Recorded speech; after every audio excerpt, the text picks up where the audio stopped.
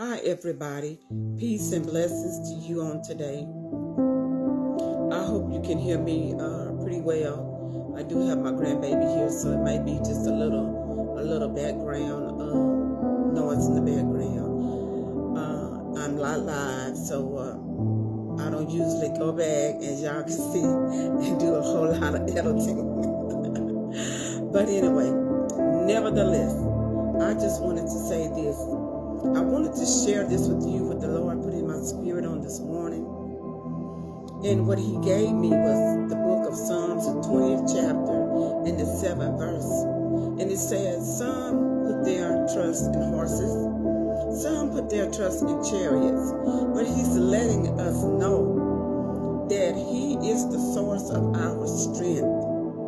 And everything that he blesses us with are the resources.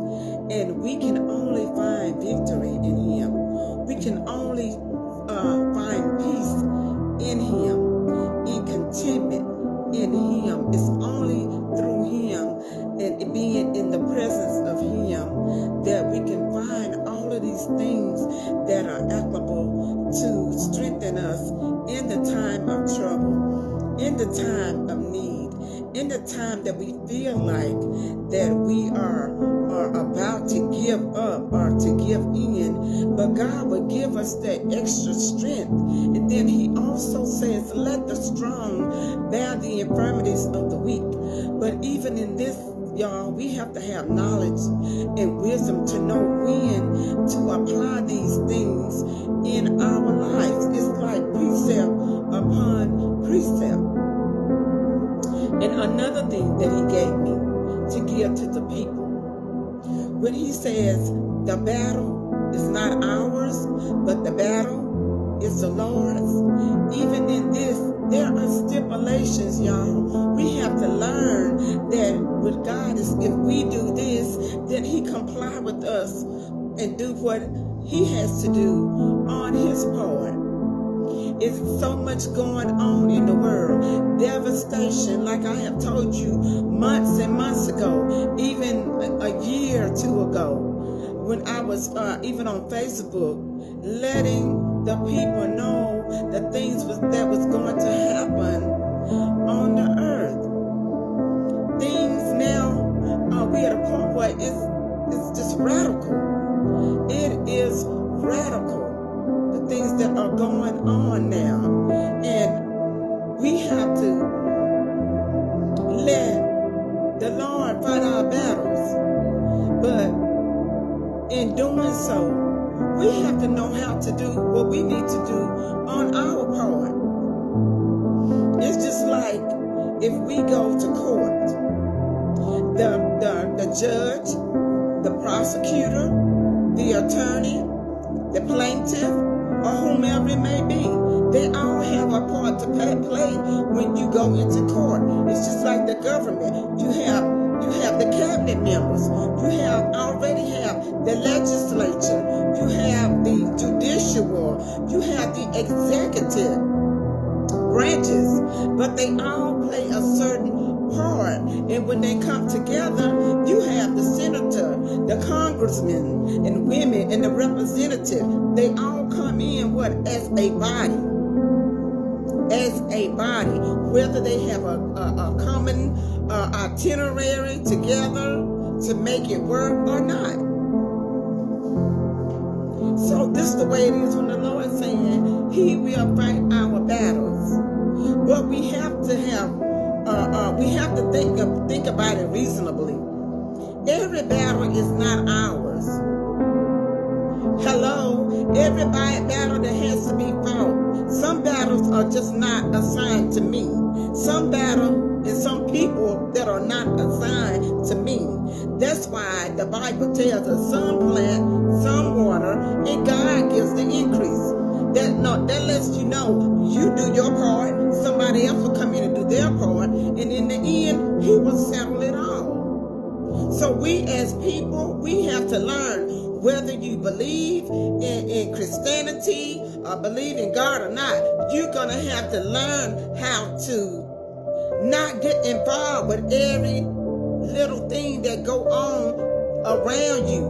Do not surround yourself in every little battle that comes up against you or come up against me. I have learned this the hard way. Some things you pray about it and you move on. You have to pray about it and move on. And let the word do the work. Because there are sabotages by the enemy set up. There are things that will come and have your mind delusional. Because sometimes you can try to bear everybody's burdens. And some people are just not called to it. And you will be discombobulated. You won't be able to have a clear mind. You have clutter in your mind. Your thoughts are all cluttered and you all over the place. Because you're trying to carry things that are not meant for you to carry. The enemy is cunning. The only way, think about this, y'all, and I'm going to say this as simply as I can. Oh, by the way, this disclaimer this is for educational purposes only. My video will be banned, shadow banned again. But I'm going to tell you this. All of these prison systems that are being built in all of these places, even here in my rural town, they are building more prison systems. You cannot build prison systems when you have no one to put in them. So if you're building all of these prison systems, you have an idea who you're going to put in there. Because if you didn't, you wouldn't put in the effort and apply for the bonds to build these facilities. So how are you going to get people in? Because you're going to cause a ruckus. That's what the older people would say, a ruckus or racket. You're going to cause something to occur to inhabit these people into the place that you want them in. Do not be fooled. Let these people fight their own battles. And it doesn't mean that we are not concerned about the things that are going on in the world with our people. But sometimes, I told you before, that God said this is the season we have to learn how to be silent. Stop running your mouth. Stop running your mouth. And now I realize why the Lord had me to design those t-shirts that said, run your mouth. And sometimes you need to run your mouth. Sometimes you need to be silent. Sit back and watch. Just like a snake that's lying on the ground, he'll sit back and watch because he's cunning. He's not going to just go right on and attack you. He'll sit back and he'll watch. There are some ruthless things going on this earth, and you don't want to be under entrapment.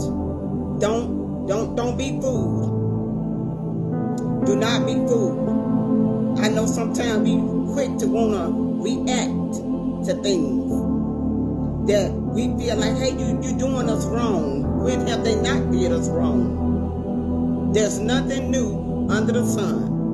And I'm warning you all. Be careful for nothing. Be careful for nothing. Don't fall into the system of entrapment. Don't fall for the traps of the evildoers. Some things you just have to leave it alone.